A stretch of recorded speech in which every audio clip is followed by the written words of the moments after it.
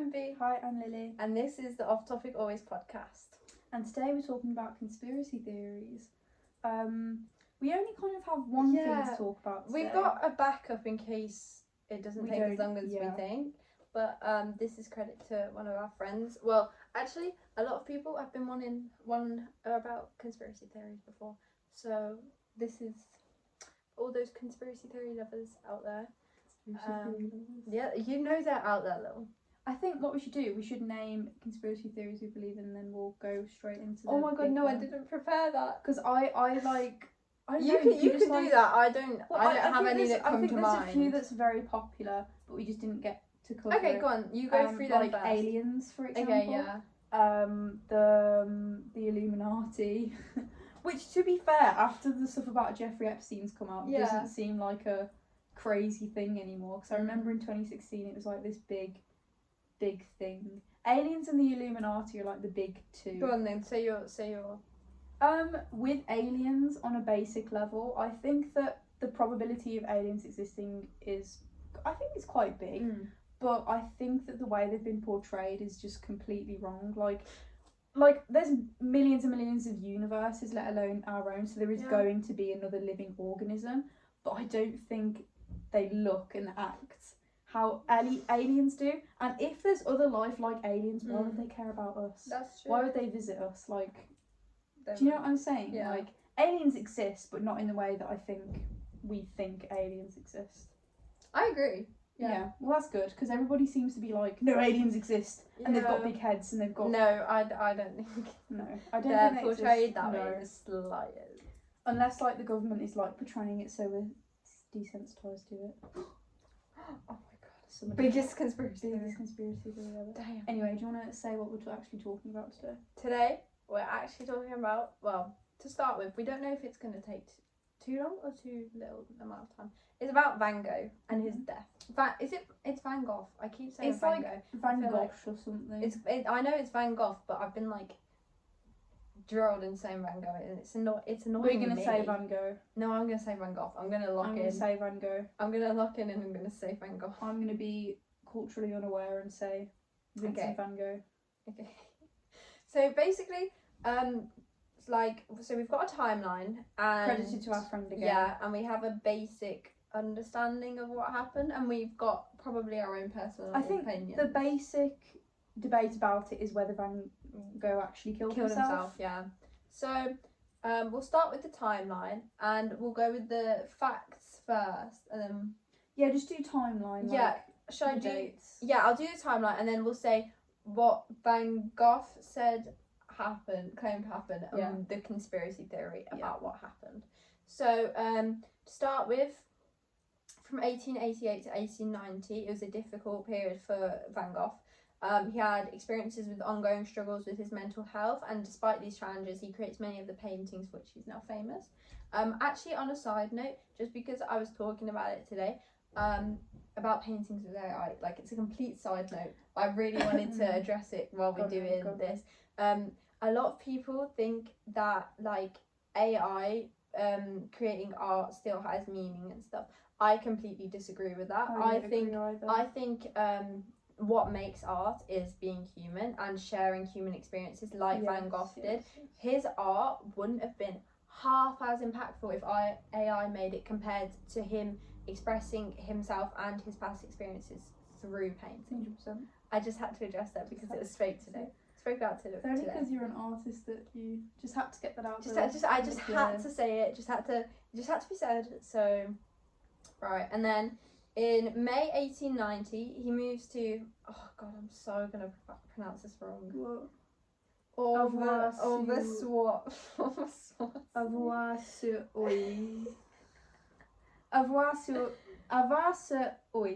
Did you do French in school? Or? For like 3 years. Well then you can read the. I'm gonna get it wrong. Okay, carry on. I did not do French. I did Spanish. So Van Gogh leaves So in May 1890, Van Gogh leaves the asylum at Saint Remy. And moves to the French village of Avoir-sur-Oise. He is cared for by Paul Gachet. During the next 2 months, he produces around 70 paintings. There was like a thing where he produced a painting almost every day, I think. Which Probably, yeah. I mean, he had a lot of time on his hands. No screen time from Vincent van Gogh. Oh, what boring life. No screen time, having to paint all day, every day. Imagine not having ChatGPT summaries. Oh, don't PR, bro. Sorry, AI is a completely non-thing you can bring up with me. She doesn't like AI at all. No. I mean, I don't either, but... I'm like a massive hater. Anyone who uses AI will be shunned immediately, man. Shunned immediately. Anyway, so late July 1890, he spends time in the village. Van Gogh spends much of his time painting in the countryside, and this says according to the alternative theory, but we'll go back to that. What's the... He did spend much of his time. No, this part. Oh. Should I say that part? Because there was witnesses from it as well. It says according to the alternative theory, so I'm not... Vincent van Gogh spent a lot of time in nature, in the field. But that part...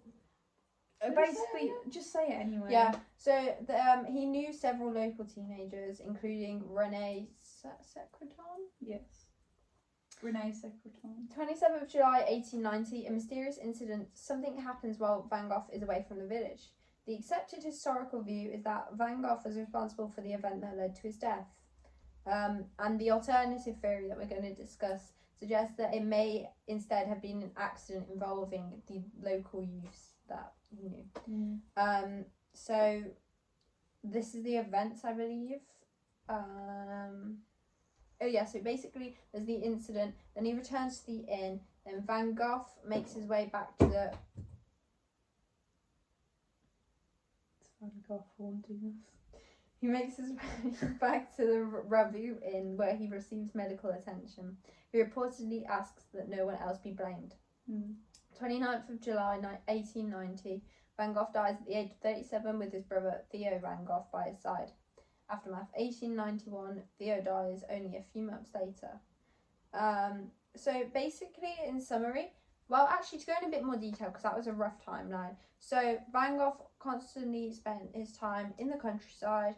The local youths that was mentioned, I don't think he was on good terms with them. Especially with René. Basically, these group of youths used to kind of pick on him. Yeah. He was known as the town weirdo, especially since he had mental health issues. Obviously, that wasn't seen as a normal thing. It was seen as very abnormal. He was, however, close with his brother Gaston. They often spent meals together, but the main thing is that these group of youths were not on good terms with Van Gogh. They weren't. And he went to the, I think it was some fields, I think it was quite a distance away from there. It was a distance from the inn, but it was this field that he regularly visited. He regularly went to paint. He went in the morning, had breakfast with the family of the inn, and came back at sunset. Just before sunset, I think. And so basically on the day that this happened, he went like normal, didn't he? Yeah. He just went to paint like normal. But he came back with a gunshot wound on which side? It was this side, right? It was his left side. Yeah, so it was this side. But wait, no, or was it? It was. Okay, right. So he went with the day with all of his art equipment, he usually did. And easels are flipping heavy, by the way, to carry. Yeah, very, very heavy. Having to carry. He came back late. I think he came back late first. Oh yeah. He didn't come back at his usual time. The people, the family in him was like, "What's going on?" He says, "Nothing. I have to." And then he rushes upstairs, and apparently, accounts say that they heard him moaning for around an hour, and so they went to check on him, and he just revealed from under his coat that he'd been shot. So he'd been shot in his left side at close range, and it had filtered just under his ribs and gone to his right side just by his spine. That was it. And it hadn't come out through the back. But the thing is, was he left-handed or right-handed? He was right-handed. Yeah. So I think what was said is that if you're gonna kill yourself, it's really difficult to do it that. Yeah, I think we should probably dive into the logical problem with this. Yeah. Is that if he was right-handed and he went like that? How is that? Well, if he was right-handed and went like that, it would have been a very strange. It would have gone this way instead of shooting across. And this also, way. I think a main thing that's been mentioned is the guns that we use. What was the gun? It was a revolver. Yeah, they had black gunpowder. Yes. So when fired from a close distance, if he fired it that close, the black gunpowder would have been there, kind of.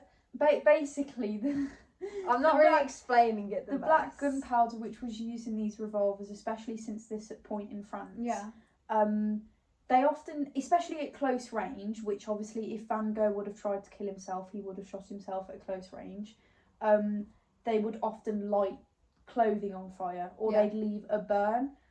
However, after the autopsy and evidence from the police, his clothes did not even burn. There was bruising around the wound, and so just on a basic fundamental level, he couldn't have shot himself close range because there would have been evidence for it.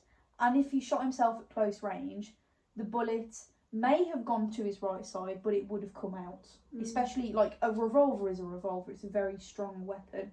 It would have gone straight through. Instead, it stuck by his spine, which, again, at a fundamental level, very unlikely that he did shoot himself at close range. I think as well, another thing to bring up, obviously he had mental health issues. Yes. But at this time, what time? This is 1890, so it? he's it come was, out of the it was ward. 1890. And I believe people were actually starting to become like interested in his art, and like his life was actually looking up. His life was becoming better. Yeah. And he had spent the previous years in an asylum, and accounts from his brother Theo. So they were very close. Yeah, they were. And they did actually have. I remember watching the video. A few weeks prior, they had an argument, but it didn't end on terrible terms, and they were still talking. And Theo had said multiple times that, because Van Gogh was such a Christian man, he believed that self-harm was impure. It was a mortal sin to harm yourself. He had, even when he was at his very worst, he had constantly advocated against self-harm. And so for him to potentially self-harm, first of all, he never did it when he was really very mentally ill. Yeah, exactly. And so for him to do it while his life is looking up, it's like a conductor. While his life was looking up and getting better, is like, from Theo's perspective, that's a bit like my brother wouldn't. And obviously mental health can drive you to do things that you probably wouldn't want to do to yourself.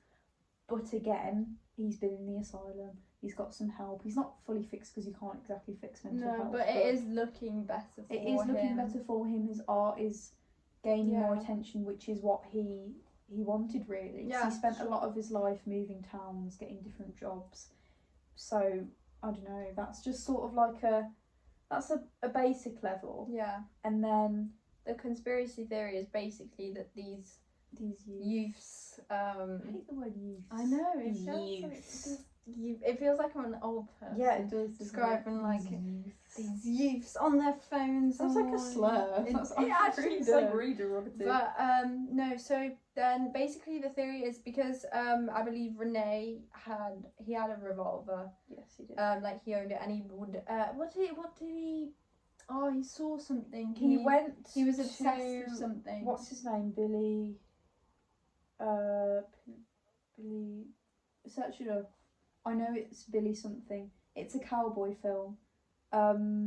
This boy Rene that used to tease Van Gogh. Billy 18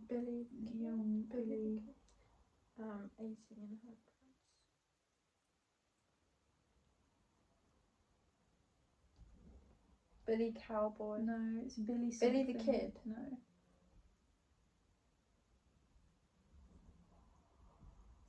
No? It's because there's no actual. It's not Billy the Kid, because I remember Vincent van Gogh used to mispronounce his name. Search up Rene. Sorry guys, it looks like we haven't done our research here, but this is really important to the thing.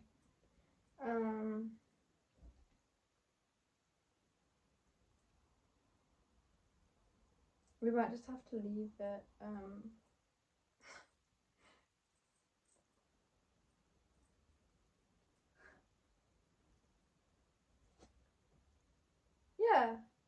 got to be Billy the Kid because that's from Wild West, no?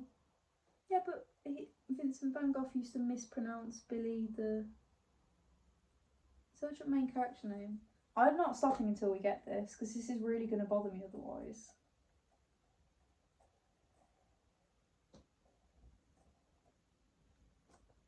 No, go back on the video right now. I swear to God, if this is Billy the Kid, I'm actually going to throw a fit. I'm thinking of oh my God, I'm thinking of Billy Dunlop. No, keep on going, but I'm thinking of Billy Dunlop because that's in my flipping criminology. That's a case study. I'm actually so stupid. Right, you look at that while I don't turn the sound up, but while I basically, what was I gonna say? Say something about... Oh no, I was gonna just carry on with the theory while you look at that. Okay. Is that okay? You can if you want. Okay. So basically, the theory is that Van Gogh went the same way he normally does, but they were there. They probably made fun of him again, and Rene shot Vincent van Gogh, and instead of wanting to get them in trouble, he instead wanted to say it was himself. That's basically the conspiracy theory in summary. I don't think I've done as good of a job at explaining this as I was hoping for, but that's okay. It's fine. Guys, I'm gonna give you more. Yeah, because she's watching the flipping Buffalo video. Bill! Basically, Rene went with his friends to watch I don't know if it was a film. No, I don't think they really had films. But he went to see something that was like Wild West themed, and he was obsessed with this character called Buffalo Bill, and he really admired this cowboy sort of style, especially since he was living in France. This wasn't a very common thing, and this was during the Wild West era in America. So Rene became very obsessed with this whole cowboy thing, and he bought a revolver, and there were sketches that Vincent did of a cowboy which were suspected by historians to be mocking Rene and sort of saying look at this little idiot admiring cowboys. Rene bought a revolver, and in the town, even when you go now, there are many witnesses and stories of witnesses that have outright said that Rene was constantly seen with a gun on his hip, and it was a revolver, which is a suspected weapon and then Vincent van Gogh was shot with. Then after Van Gogh's death, him, his father, and his brother, they went away for a bit, but when they came back, Rene, he was so obsessed with this revolver and this Wild West, who always had it on his hip. It wasn't there. And when he was interviewed a year before he died, because they were like, this is a lot of evidence pointing to you. And what did he say? He said that Vincent had stolen it from him. He stole it from him a couple of weeks before he died. But if someone who you really hated and were always making fun of stole something from you, I bet a revolver was expensive too. Stole something expensive from you, you would have told. You would have told, especially if you hate them. Exactly. That's the first thing you're gonna do. That's the first thing you're gonna think of. You're gonna think, get this guy out of here. He stole my bloody revolver. Exactly right. Yeah. So, yeah, this was kind of more like a thing. The evidence really clearly leads up to the fact that Rene and his friends would have possibly been messing around in the field and accidentally shot him. I don't think there was intention. I don't think there was 16-year-old, I don't think. He was 16, wasn't he? He was 16, but the thing is, with this murderous intention and everything, especially since this was in the 1800s. If he was a very violent child, he probably would have been reported by somebody. Yeah. Especially since Vincent was reported for being mentally ill and crazy and everything. Then this boy would have definitely been brought up for having murderous intentions. Yeah. If he has a revolver as well, I just think that it just seems like they were just messing around, because they are 16. I mean, they probably thought no harm would come from it. They probably thought it doesn't really matter. Yeah. I don't think he had intent to shoot Vincent. No. And the whole thing that we spoke about the gunshot wound being not going all the way through and not at close range. Yeah. It even further suggests that, especially since this group of youths was so they went to this field quite a lot, like, not as much as Vincent did, but they did go there and they did pick on him and do all these horrible pranks to Vincent. It would suggest that they definitely could have been in the same place at the same time, and it just so happened that they were messing about and shot Vincent from afar. And I think when Vincent cut off his ear, there was another thing that suggested he would have covered for them. So the cover was that he, well, theorised cover is that he cut his ear off for a woman to, I don't fucking know, impress her or something. That was Vincent van Gogh's account. But there is other historical witnesses saying that it had been a tragic accident. Somebody was messing around with a sword or something. I think it was his brother's friends messing around with a sword and he had sliced his ear off.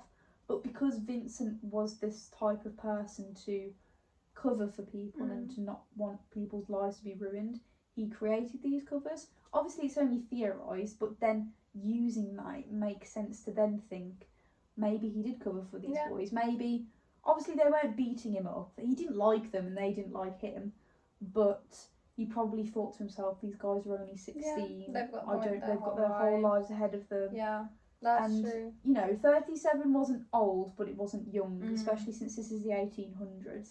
He probably didn't have lots of time left.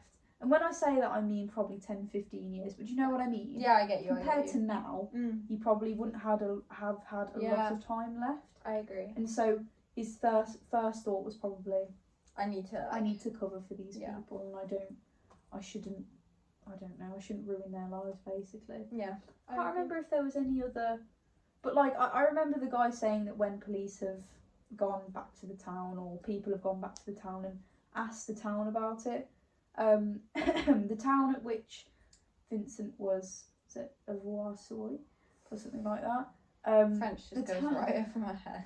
Went over mine as well. You did, Red. I know, and I don't care anymore. I actually don't. But basically, like, when you go to this town and visit this town that Vincent was living in with the family in the inn, the common story around the town is that these kids were messing around. Like, there's nobody there thinks that Vincent killed himself. Everybody, just the general thing is like, these kids were messing about and they shot Vincent. I mean, like, on another like basic thing, like, if you were to kill yourself, you'd not shoot yourself in the stomach. I mean, not really stomach, but just right under your ribs. Right there, yeah, that's not where you... You wouldn't shoot yourself in the ribs, would you? Let's be real, you'd be aiming here upwards, wouldn't you? That's not particularly a place you'd be shooting yourself. That's true. That's very true. I don't know, I just think it's like... I mean, I wasn't really aware of the specifics of Vincent van Gogh. There's lots of other conspiracy theories I've dipped my toe into, like dipped my toe in the water, but Vincent van Gogh was not really one I was aware of, and I'm fully on it now because I was watching this video. I don't think it could even be classed as a conspiracy theory. No, I think it's because I think all of the evidence really leads to him accidentally being shot. I just think the only reason people think that he may have killed himself is because of his mental health issues, But again, just not likely, is it? It's not. Especially with the evidence. Yeah. I agree. I think we, like, as a conspiracy theory, this is one we probably believe, like, a conspiracy theory. I think it's one I have quite full faith in, like, I don't know. There's just so much evidence pointing to the fact that there is a lot of evidence. Especially with all that, like, his brother saying about his self-harm tendencies. Like, when he was at his worst, he didn't even think about self-harm, and he used to scoff when Theo used to ask him about it, because he was like, no, it's not right, you know. All this Christian belief and everything about harming yourself. I just think evidence really points to the fact that he didn't kill himself. And I think he probably didn't. Yeah. And also the fact that when he was dying... when he came back from... like, when he initially came back from the inn with the wound, he didn't have any of his art supplies. His favourite art supplies. Yeah, there was a whole, like, section about, like, how... if he had harmed himself, he wouldn't... Like, if the kids did shoot him, it makes sense as to why he trekked for so long to get away from them. And his art supplies weren't found in the field afterwards. Yeah. There is a suspected weapon, but, you know, this is France. Loads of people probably had guns, you know, like rich, wealthy people. It makes sense if Renee or one of his friends had shot Vincent from afar. it makes sense that Vincent would have perhaps confronted them, said, "Don't worry about it, just take my art supplies, burn them, like get rid of the evidence that you were here," and then trekked all the way back home to the inn. Like that is this field wasn't particularly close. It wasn't really close at all. It was in nature, you've got to think this guy was in a town, he wanted to go and paint nature. So it makes sense as to why he would have taken that journey, just so it would have seemed more like he was putting more harm to himself. Yeah. Especially since that would have been a very painful journey, wouldn't it? I mean, you've just been shot. And then you're walking all that way, covering yourself, not letting anybody know what's happened. And then there was also a thing, I think, because obviously he didn't die straight away. I mean, obviously he walked back, but it took him a few days to die. Not because of blood loss, because that would have been death. It was infection. When the police asked, his first thing to say was, "I've harmed myself. I've done it. Don't accuse anybody else." By the way, the police didn't bring up anybody else. Obviously, if the police is there, they're going to be doing investigation. Yeah. But without probing, he said immediately, "Don't go throwing accusations. Yeah. Like this is me. I did it to myself. I've harmed myself. I've hurt myself. This and that." Yeah. So even from Vincent himself seems a little bit suspicious, because he immediately jumps to the conclusion that he's harmed himself, and then immediately after gone, "Don't accuse anybody else. It wasn't anybody else. It was me." So yeah. So yeah, I think that's like, I don't know how long we've done it for. We could touch on something else. What else have you got? So I got sent a second conspiracy theory. This is about Vietnam, I believe. That's the wrong one. That's about Van Gogh. Anything specific about Vietnam? Yeah. So basically, I was just told it was the Vietnam one. I think it's about like the armory. Let me actually. I got a summary. Oh wait, that basically says the whole thing. Okay, I'm gonna just read the timeline, and we're gonna have to figure out what the conspiracy theory is as we go, because I didn't get like a proper like thing, but that's okay. Anyway, it's fine. So in 1777, the Springfield Armory is established by George Washington. In 1812, the U.S. Army Ordnance Department is officially founded. World War II? I don't know. I think it just means World War II. Right. M1 Garand is the main US rifle, but by the end of the war, newer automatic rifles show the future of warfare. Post-World War II, NATO looks for standardized ammunition. The US pushes for 7.62 times 51mm NATO. 1957, M14 is officially adopted by the US military. AR-10 is also tested but rejected. 1958, AR-15 testing begins and receives strong reviews. 1959, M14 production begins. 1962, Air Force Chief of Staff Curtis LeMay spots the AR-15 and orders rifles from the Air Force. Actually, on the topic of AR, I remember when I was getting told about this, they were on about ARs. One sec. Wait, let me find it. Because I feel like I'll get told off if I don't bring up what ARs are. I'm pretty sure this is coming from a firearms nerd. Yeah, it is. So the correct answer is, it means Armalite. As you can tell, we're not really I mean, I'm a historical nerd, but I'm not. But not a firearm nerd. So I just know I'll get told off if I don't say the correct definition for an AR is it's an Armalite. Yeah. So yeah. And apparently too many people say assault rifle or automatic rifle. Oh, to be fair, I thought it was assault rifle. It means Armalite, apparently. Whoops. So yeah. Anyway, carry on. Anyway, just so I don't get told off later. So where did I get to? 1962, around 1,000 AR-15s are sent to South Vietnamese allies for testing. Reports are highly positive. 1963, Kennedy and McNamara allow Special Forces / Green Berets to use AR-15s. Also 1963, investigation finds Army ordnance testing was biased against the AR-15. 1964, Colt produces rifles for Army requirements. Controversy over testing with one powder but fielding with another. 1965, Vietnam War escalates. M16 problems become deadly in combat. 1967, congressional investigation begins. Also in 1967, I heard that. I don't think you did. The I-Cord report criticises the Army's handling of the M16 program. Again in 1967. I didn't say anything. You did last time, so I'm just checking. Improved M16A1 is introduced with changes such as chrome lining and buffer improvements. 1968, Springfield Armory and the old Army Ordnance structure are shut down / reorganised. 1970s, 5.56 times 45 millimeters NATO becomes standardised. 1974, a new unrelated company buys the Springfield Armory name.